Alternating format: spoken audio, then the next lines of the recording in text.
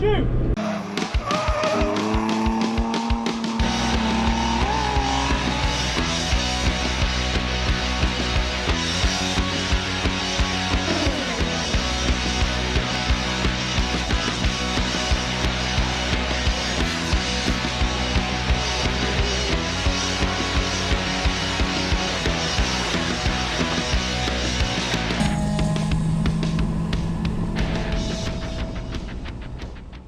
So here we are, rolling up to Midpond. So this is a half-mile short track. Used to be kind of like an outdoor go-kart track, club track, and has been used for a bunch of years now for drifting, kind of like autocross style events, little mini track days, stuff like that. So yeah, we are doing the Mipond 8-hour endurance race today with GripStarz that is hosting it. So it's going to be super good. The weather's super nice, no rain. You know, we're getting everything set up. So yep, we got Scott and Kurtis driving the car with me as well. Here you can see Scott's wife hanging out, giving us a hand on everything getting set up. So a little bit of background that's happening in this video. We had some camera problems throughout the day. So we had my Insta360 and here we have Scott's GoPro. The GoPro overheated. My camera didn't have enough storage. I had the video set for 4K and trying to record an 8-hour race in 4K takes a lot of storage that I didn't have. So a little spotty on the video here and there. Some of the stint videos are pretty short just because we didn't have any footage of it, but you know, made the best of it. The event itself is an 8-hour race, like I said. There are no separate classes, so all the cars are classed together. The point of the event is you are supposed to bring $3,500 cars and bring them out, race them, everything like that. Not a whole lot of rules as far as the cars go, really just the budget limit on that. Of course, like most budget racing series, safety gear, things like the roll cage, brakes, all of that good stuff, fire suppression, they don't really count towards your $3,500 budget. So it's really just the price of the car and any modifications to make it better, faster, handle, you know, things like that. So here we're just getting Scott set up for the first stint. It's going to be a parade start, so 2 laps of parade laps, just getting the cars warmed up and getting them moving, and then that will go to a rolling start once the Crown Vic kind of recovery vehicle that Midpond uses pulls into the pits and we pass the first corner. So with Scott all strapped in, it's time to get the show on the road, get the car moving. The way that the stints are going to work out, so Scott is going to drive first, Kurtis is going to end up driving second, and then I will end up driving after that, and then we just end up repeating that process again through the race.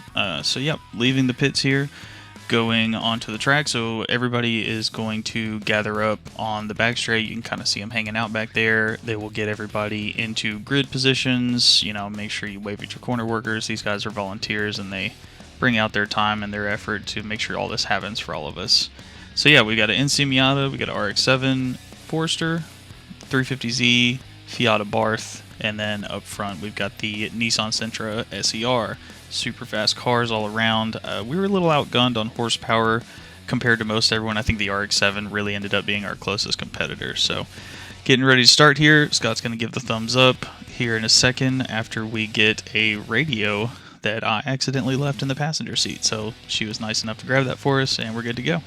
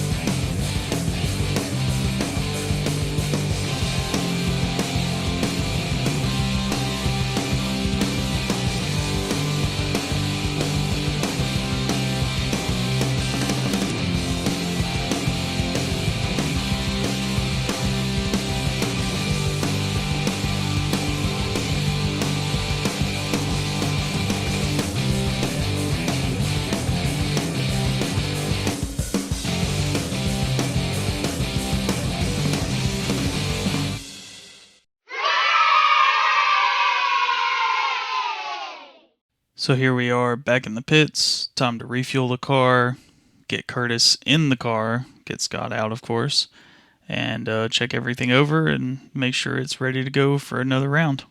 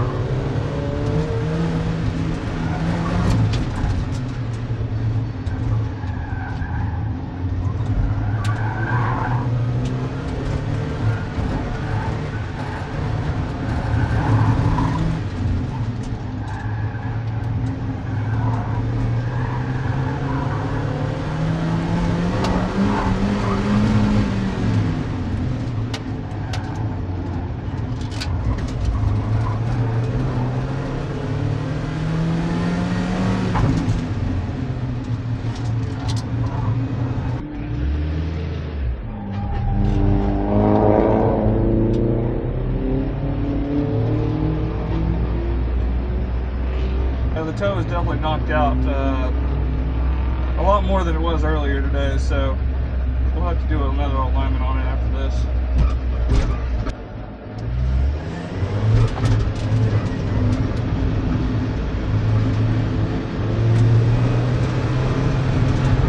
gotta come back in. It's also on the radio. I can't get to it.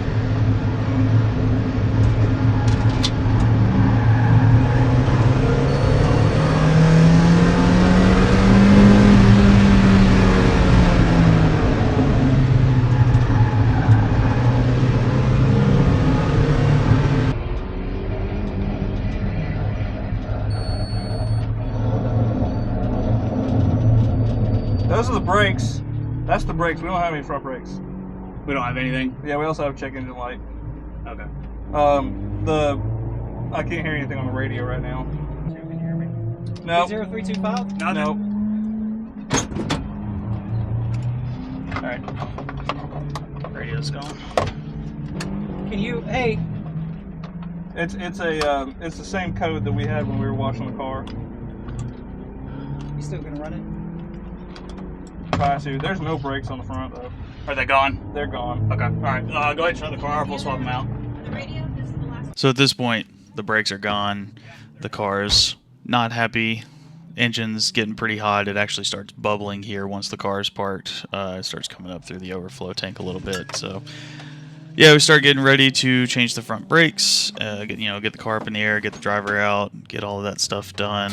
We will soon find out that the front brake pads that came with the car spares are actually for sport brakes for this car. This car does not have sport brakes, so yeah, those didn't fit.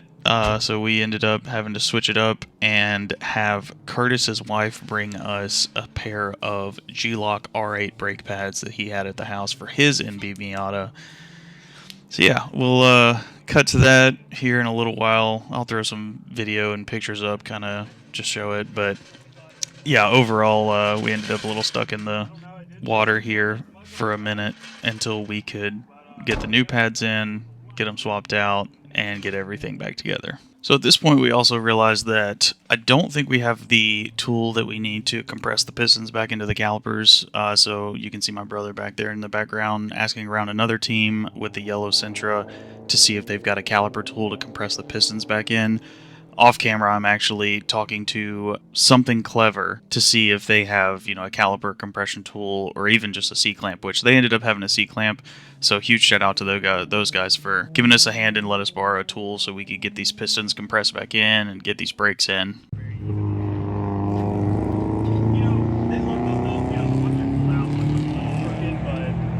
For a single piston caliper, I don't think it was really that bad. Still hot? Nah. This is all cooled off now, so we're gonna be on fresh race car pads, race car pads. Would you say these were G6s or R6s? I mean, What on the button? R8s, baby, woo! All that aside, this is what we took out of the car. So these are the original kind of like parts store brake pads that were in the car. Clearly we got our money's worth out of them. They were completely gone, and I have a couple ideas as to why this happened. This car has been ran at bigger tracks like Barber Motorsports Park and NCM without any issue on these pads or these types of pads. So my thought here is that because Midpond is such a short track, there is no time for the brakes to really get any big, long, sustained cooling time without you touching them. So on tracks like Road Atlanta, Barber, NCM, VIR, you know, some of these bigger tracks, you get these nice big long straights that allow your brakes to just sit there and spin with no contact and take a lot of heat out of them. So lesson learned on that one, when you have a short track, you know, you may need to be prepared to need to change brakes if they're not cooling down enough, or just, you know, run a pad that will let you get them much, much hotter without completely destroying them. So we get the new ones swapped in, get everything put back together, and get everything moving and someone back in the car to keep churning out laps and hopefully keep us in contention for a pretty decent finish.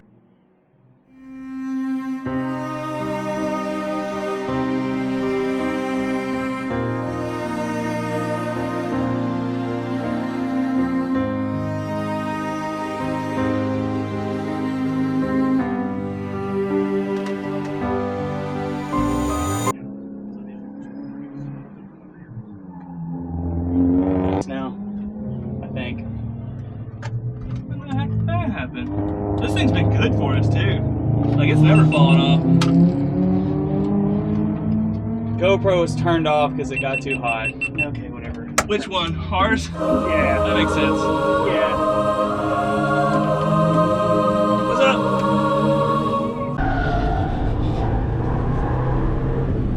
oh shoot! Hey, homie, I got a question for you. What's going on, bud? Did you see where that wheel went? That way. That way. All right. So pretty much the, I guess, tangent to where you're coming out of that corner, it just went that way. Yeah, so I'd check over there by all that. Let's see if I can find it. So what Scott's talking about here is an unfortunate incident where the yellow Sentra actually lost a wheel about halfway through the track and sent it off really far, probably about 100 yards into the woods. So yeah, that went careening across the track. Luckily nobody was on the receiving end of that wheel running around and off on its own. But yeah, had to pick it up with the tractor, bring it back to pits. They ended up actually getting the car fixed and getting it back together to re-enter the track just a handful of laps behind us, which kind of turned into a fun little strategy at the end of the race to keep them behind us and keep us in that fourth position.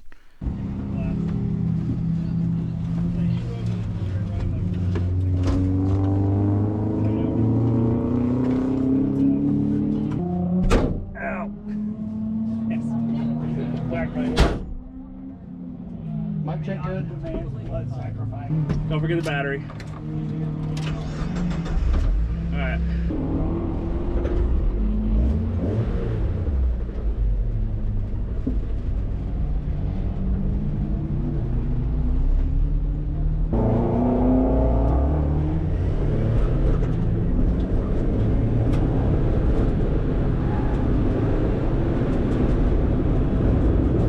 Brakes go a lot better.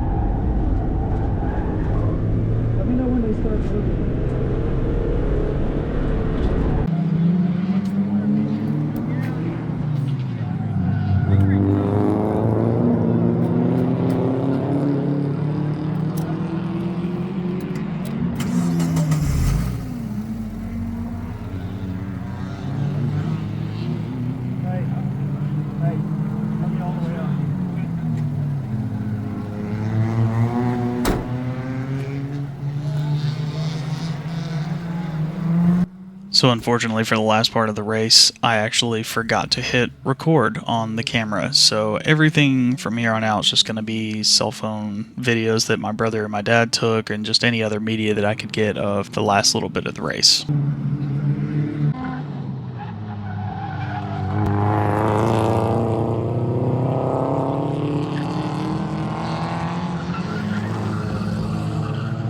So going into the final stint of the race, some pretty interesting things happened. So we were pretty far down in terms of laps from the yellow Sentra that you see here, but because of that wheel loss issue that they ended up having, they spent enough time in the pits to where by the time they made it back out, we were only about 10 laps ahead of them. So with that car running 3 or 4 seconds faster than us, there was a point in this stint and the subsequent refuel where I ended up having to defend to put a little bit of a cushion on the laps. So I kept them behind for about 5 laps until I, going into the back straight, went a little wide and they were able to nose their way in. But what that allowed us to do is kind of add just a little bit of cushion to this, so we knew that they couldn't catch us before the race ended. Got beat by a girl.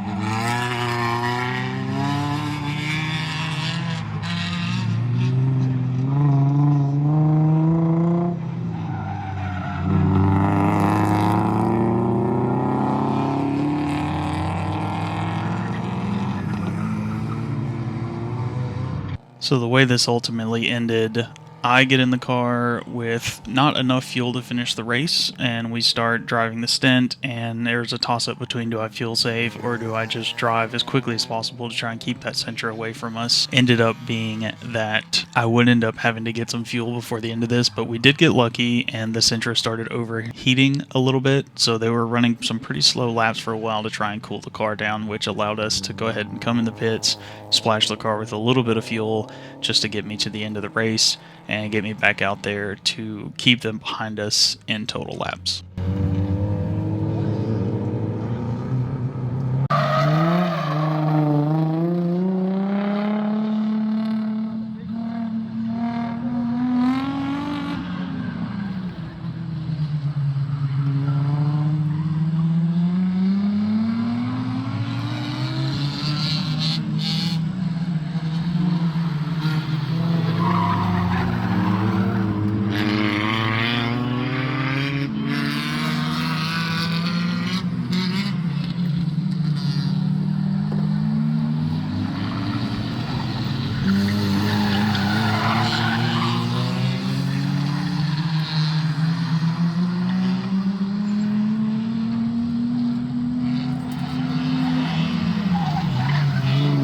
Did I need to catch this guy? No. Did it make me feel better about passing someone? Absolutely.